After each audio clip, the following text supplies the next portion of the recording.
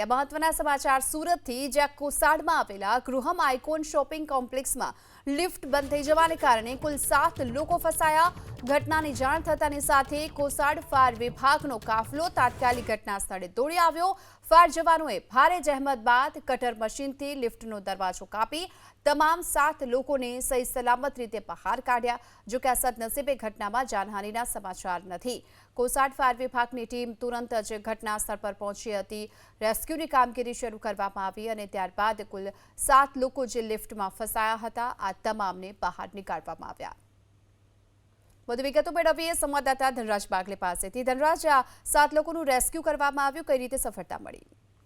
જી બિલકુલ, દિલ ધડક ઓપરેશન કરવામાં આવ્યું હતું। લિફ્ટમાં ફસાતાની સાથે તાત્કાલિક ધોરણે ફાયર વિભાગને આ બાબતની જાણકારી આપવામાં આવી હતી। ત્યારે ફાયર વિભાગ તાત્કાલિક ઘટના સ્થળે પહોંચીને કામગીરી આરંભી છે। ઘટના છે અમરોલી વિસ્તારની, જ્યાં કોસાડ ટેનામેન્ટમાં લિફ્ટ આ રીતે ખોટવાઈ ગઈ હતી, જેના કારણે લોકો ફસાઈ જવાની છે એ અનુભૂતિ કરી રહ્યા હતા। જોકે ઓફિસનો સામાન ફેરવતી વખતે આ પ્રમાણે જે લોકો છે ફસાયા હતા, ત્યારે ગૃહમ આઇકોનિક બિલ્ડિંગના 3જા માળે લિફ્ટ ફસાતા અફરાતફરીનો માહોલ સર્જાયો હતો।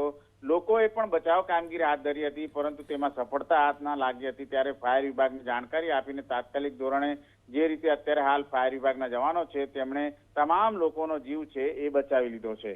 જી, આભાર આપનો આ માહિતી માટે।